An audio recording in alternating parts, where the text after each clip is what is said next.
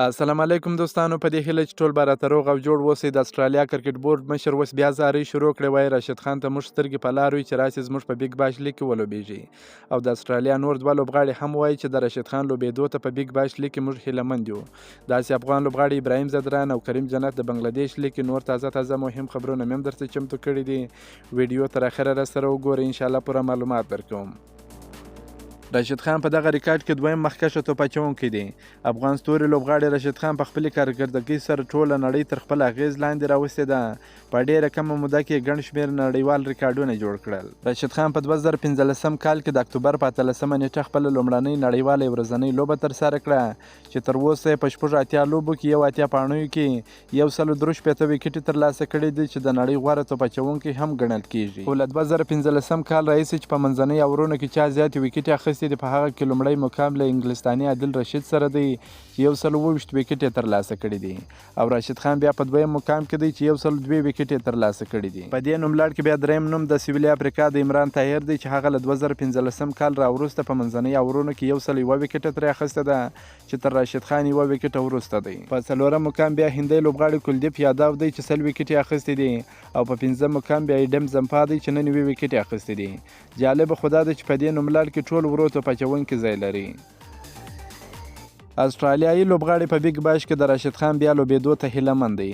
د استرالیا کرکټ ملي لوبډلې دوه مخکښ لوبغاړي هالکس کیري او ټریویس هیډ په بیګ باش لیګ کې د راشد خان بیا لوبېدو ته هیلهمند دي. ټریویس هیډ چې د بیګ باش لیګ د ایلیټ سټرایکرز لوبډلې یعنې د راشد خان د لوبډلې لوبډلمشر دی، او هالکس کیري هم د یادې لوبډلې برخه ده.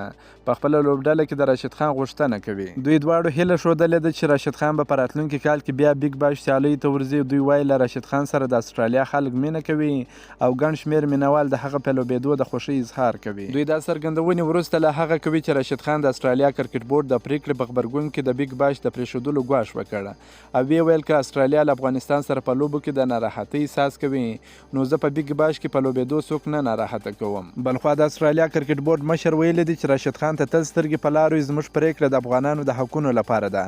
د استرالیا کرکټ بورډ مشر د راشد خان غبرګون ته په جواب کې ویلي دی زموږ پریکړه د افغانانو د حقونو لپاره ده، سیاست نه کوو. راشد خان ته تل سترګې په لار یو. فخر زمان یو په زړه پورې ریکارډ جوړ کړ. د پاکستان کرکټ ملي لوبډلې توپوهونکی فخر زمان 11 پاکستانی لوبغاړی سو چې د کراچي په نیشنل لوبغالي کې په یو ورځنۍ لوبه کې سلیزه جوړوي. فخر زمان د نیوزیلند پر وړاندې په دریمه ورځنۍ لوبه کې سلیزه ووهله.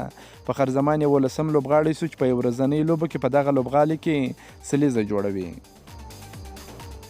ابراهیم زدران نن یو ځل بیا د بنگلادیش پریمیر لیګ کې زبردسته په زړه پورې لوبه ترسره کړل چې په تیرو دوو لوبو کې هم ډېر ښه ځلېدلی و. نن یو ځل بیا زبردست بیټینګ نندارې ته وړاندې کړ. په 20 بالونو باندې 20 منډې جوړې کړې، 1 شپږیزه 2 څلوریزې په بیټینګ شاملې وې.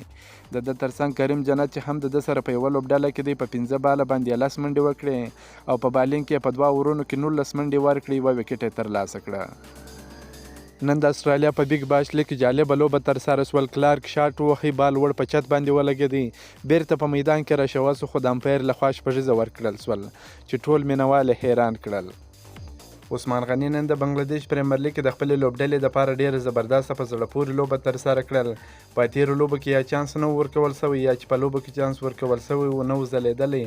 په نن لوبه کې خپله وړتیا ښکاره کړه. په 33 بالونو باندې 40 منډې جوړې کړې، 4 شپږیزې او 2 څلوریزې په بیټینګ شامل وې. که مو دا ویډیو خوښه سوې در سره لایک کړئ او د خپلو ملګرو سره هم شیر کړئ. که په دې چینل کې نوي یاست پوپل سپورټ در سره سبسکرایب کړئ. د نور تازه معلوماتو لپاره هم زموږ سره اوسئ. تر بلې ویډیو پورې د الله په امان.